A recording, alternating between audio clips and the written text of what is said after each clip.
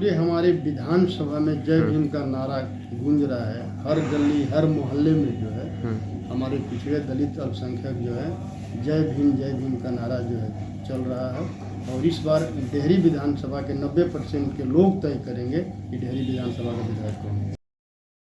विधायक जी, आज आपने प्रेस कॉन्फ्रेंस बुलाई है, क्या कारण है, क्यों बुलाई है आपने प्रेस कॉन्फ्रेंस?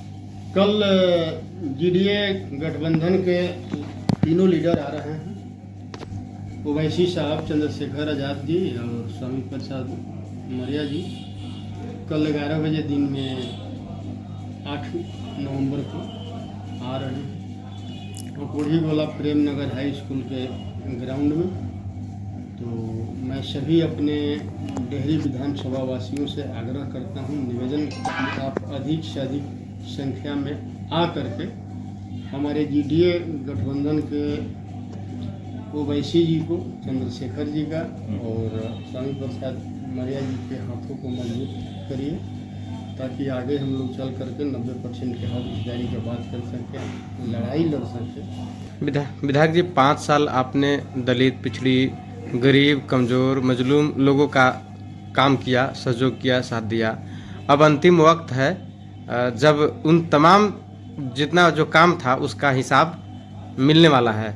क्या लगता है इस बार जनता किस मूड में है? लीजिए, पूरे हमारे विधानसभा में जय भीम का नारा गूंज रहा है। हर गली हर मोहल्ले में जो है हमारे पिछड़े दलित अल्पसंख्यक जो है जय भीम का नारा जो है चल रहा है। और इस बार डेहरी विधानसभा के 90% के लोग तय करेंगे कि डेहरी विधानसभा का विधायक कौन है। कुछ मीडिया वाले, जैसा कि दिखाई दे रहा है कि जो आपने इतना बड़ा कार्यक्रम किया, भाई चंद्रशेखर भी आए थे, उस खबरों को नज़रअंदाज करते हुए देखा गया, क्या कहेंगे? वो तो मनुवादी मीडिया तो करेंगे ही ना, लेकिन हमारा जो समाजवादी मीडिया हैं, जो बहुजनवादी हैं, अम्बेडकरवादी हैं, वो मीडिया हमारे साथ हैं।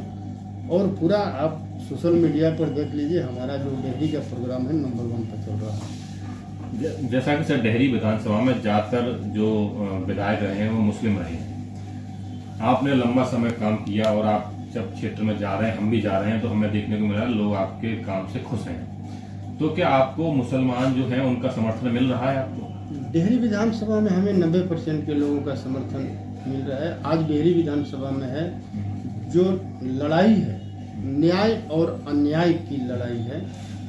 10% और 90% के बीच है, संविधान की लड़ाई है। एक तरफ समाजवादी लोग हैं जो 90% के लोग हैं और एक तरफ सामंतवादी लोग हैं जो 10% वाले हैं। तो डेहरी में जो लड़ाई आर पार की है, सामंतवादी और समाजवादी के बीच है। जो 90% के समाजवादी लोग हैं वो हमारे साथ मजबूती से खड़े हैं। आपने कहा समाजवाद और सामंतवाद की लड़ाई है, अन्य गठबंधन भी समाजवाद की और समाज न्याय की बात कर रहे हैं। उन लोगों से आपका जो गठबंधन है, आपकी लड़ाई कैसे अलग है समाज और समाज की? हमारी लड़ाई अलग है, क्योंकि हमारी लड़ाई देखिए, जगदेव बाबू ने कहा था कि बाघ कभी बकरी का रखवाला नहीं हो सकता है। और जब ज्योतिबा राव फुले ने जब 1873 में शतशुद्धक समाज का स्थापना, तो उन्होंने स्पष्ट शब्दों में कहा था कि किसी भी बहुजनों के संगठन में, यानी शूद्रों के संगठन में ऊंची जाति के लोगों को शामिल मत करना। या अगर शामिल करते हो तो तुम्हारी करवा आगे जाने की बजाय पीछे की ओर जाएगी, क्योंकि उनके कथनी और करनी में अंतर होता है। जो भी समाजवादी, जो जीडीए गठबंधन के अलावा जितने भी गठबंधन हैं, जो समाजवादी होने का दावा करते हैं, उनके अगल बगल दाएं बाएं ऊपर नीचे बैठने वाले सभी जो वो लोग सामंतवादी और मनुवादी हैं। जिससे हमारी लड़ाई है समाजवाद का, मनुवाद और सामंतवादी लोगों को बगल में बैठाकर हम सामंतवादियों से लड़ाई नहीं लड़ सकते हैं। ऐसे ही लोगों के लिए काशीराम जी ने चमचा युग लिखा है कि हमारे ही लोग कुछ चमचे हो गए हैं जो उनके गोद में बैठकर हमारे लोगों का सौदा कर रहे हैं। जिन लोगों को जवानी में चमचागिरी करने का लत लग जाता है वो ताज जीवन दलाली कर लेता है। विधायक जी, पूरे बिहार की जो जनता है, जो दलित है, पिछड़ी है, जो शोषित, वंचित तो मजलूम है, जिनकी लड़ाई बाबू जगदेव प्रसाद लड़ा करते थे, जिनकी लड़ाई लालू प्रसाद यादव जी लड़ा करते थे, जिनकी लड़ाई आज भाई चंद्रशेखर आज़ाद लड़ रहे हैं, उन सभी लोगों का ध्यान आपकी ओर है। क्या लगता है कि इस बार जो उनकी लड़ाई आप लड़ रहे हैं, उस लड़ाई में सफलता कितना % चांस है? मैं इतना ही समझता हूँ कि डेहरी विधानसभा की लड़ाई जो है पूरे बिहार में जगदेव बाबू की विचारधारा को मजबूत करेगा।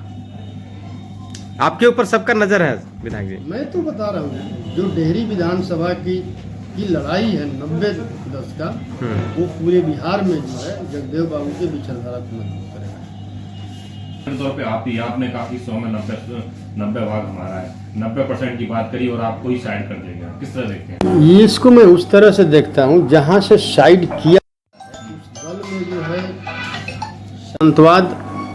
सामंतवादी और मनुवादी लोग हावी होते हैं। तो जहाँ से हमें साइड किया गया है उस दल में जो है सामंतवादी और मनुवादी लोग हावी हैं। मैं तो पहले ही बताया हमारी लड़ाई सामंतवादी से है और हम बगल में सामंतवाद और मनुवादी लोगों को बैठा करके हम लड़ाई नहीं जीत सकते हैं। तो आज तेजस्वी जी जिनके गोद में बैठे हुए हैं वो पूरी तरह मनुवाद और सामंतवाद के गोद में बैठे हुए हैं। और तेजस्वी जी की जो लड़ाई है वो कहते हैं कि हमको सामंतवादियों से लड़ाई है, मनुवादियों से लड़ाई जीतना है। तो मैं समझता हूँ कि तेजस्वी जी का जो है नीति सही नहीं है। जगदेव बाबू ने इसी पर कहा था कि जी जो हमारे बहुजन समाज के लोग बाघ और बकरी को एक घट पर पानी पिलाने का बात करता है या तो वो मूर्ख है या समाज को धोखा दे रहा है। तो तेजस्वी जी अब समझे कि हमारी लड़ाई जो है जिनके साथ है और वो बाघ और बकरी को एक घट पर पानी पिलाने का बात कर रहे हैं, A to Z की बात कर रहे हैं। तो मैं समझता हूँ कि इस लड़ाई को मतलब बिहार की क्या लगता है जो लड़ाई लालू प्रसाद यादव जी लड़ रहे थे वो लड़ाई आज खत्म हो चुका है? जो लालू प्रसाद जी लड़ाई लड़ रहे थे उस लड़ाई का न्यू मैंने रख दिया है। आपने रख दिया? अब आपके नेतृत्व में लालू प्रसाद यादव की लड़ाई लड़ी जाएगी? आपके सामने है लालू जी ने जो बहुजन शोषित पीड़ित का लड़ाई लड़ा है, लालू जी ने जगदेव बाबू के लड़ाई को ही तो बढ़ाने का काम किया था आगे। और तेजस्वी जी ने उस विचारधारा से भटक गए। तो आज मैं लालू जी के विचारधारा को लेकर के मैं मजबूती से मैं लड़ने का काम कर रहा हूँ। सर 3 तारीख को चंद्रशेखर रावण जी का रोड शो था, रोड शो के बाद रैली थी, आपने वहां अपनी शक्ति प्रदर्शन की, अपनी ताकत दिखाई। अब 8 तारीख को जो कार्यक्रम यानी कल कार्यक्रम होने जा रहा है वहां पे किस तरह तैयारियां हैं? और चंद्रशेखर रावण जी ने एक बात कही थी रैली में कि ये जो फतेह बहादुर जी हैं आप इनको यहाँ से जिता के पटना भेजेंगे तो जब सरकार गठबंधन की बनेगी, अगर आजाद समाज पार्टी महत्वपूर्ण बनवाती है तो ये व्यक्ति मंत्री बन के यहाँ का प्रतिनिधित्व करेगा। तो किस तरह से देखते हैं उस बयान को, चंद्रशेखर रावण जी को?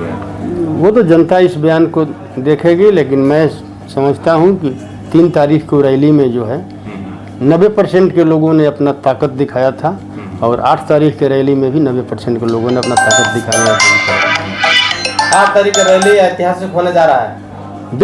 90% का रैली है भाई, तो 90% का रैली है तो 90% वाले तो अपना पूरी ताकत तो दिखाएंगे ही ना। रैली की चर्चा चारों तरफ हो रही है। बिल्कुल ऐतिहासिक होगी।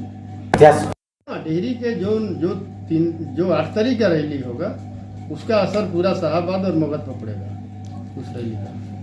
कल के लिए सर क्या संदेश देना चाहेंगे जनता को और आपके जो गठबंधन के लोग हैं उनको रैली के लिए और इलेक्शन के? जीडीए गठबंधन जो है बिहार में नहीं देश में जो है 90% के लोगों के हक हिस्सेदारी की लड़ाई लड़ रही है। जहाँ भी दलित पिछड़े पर अत्याचार होता है, बलात्कार होता है, हत्या होता है, हमारे चंद्रशेखर भाई सबसे पहले वो उनके टीम के लोग पहुँचते हैं, ओवैसी जी के लोग पहुँचते हैं, मौर्या जी के लोग पहुँचते हैं। तो आज बिहार की जनता ये समझ रहा है और जो 8 तारीख को यहाँ जो रैली होने जा रहा है उसका असर जो है पूरा शाहाबाद और मगध पर पड़ेगा और पूरे शाहाबाद और मगध के 90% के लोग जो है बिल्कुल जगदेव बाबू के विचारधारा को मजबूत करने के लिए वो सही निर्णय लेंगे और 90% के लोगों को सदन में भेजने का काम करेंगे। एक चीज देखा गया है कि ऐसे दलित पिछड़ी जातियों पे या तमाम गरीब लोगों पे अत्याचार हुआ है, चाहे रोहतास जिला हो या औरंगाबाद जिला हो,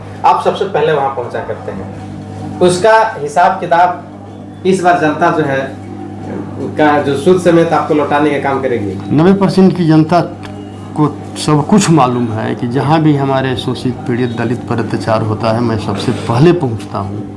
और आप लोग पहले भी देखे हैं, चाहे औरंगाबाद हो, रोहतास हो, बक्सर हो, आरा हो, कैमूर, जहाँ भी हो मैं सबसे पहले वहाँ पहुँचता हूँ। और इसका लाभ जो है डेहरी में ही नहीं, पूरे शाहाबाद मगध में जो है जीडीए गठबंधन को इसका लाभ मिलेगा। अंतिम अपील करिए जनता से क्या? मैं सभी अपने डेहरी वासियों से, डेहरी विधानसभा वासियों से आग्रह करता हूं कि इस 90% का जो ताकत है, आप हमारे 90% के लोग ही हमारा ताकत हैं। और मैं ये अपील करता हूं कि अमर शहीद जगदेव प्रसाद जी का शारीरिक हत्या 1974 में किया गया, कि जो 90% का लड़ाई लड़ने वाला व्यक्ति है उसका यही आंदोलन समाप्त हो जाए और मनुवाद और सामंतवाद कायम रहे। तो इन मनुवादी और सामंतवादी लोगों ने 74 को फिर एक बार 2025 में दोहराने का काम किया है कि जगदेव बाबू का 90% का लड़ाई लड़ने वाला ये व्यक्ति है, इसका राजनीतिक हत्या कर दो, ताकि जगदेव बाबू का विचारधारा और 90% का लड़ाई यही समाप्त हो जाए।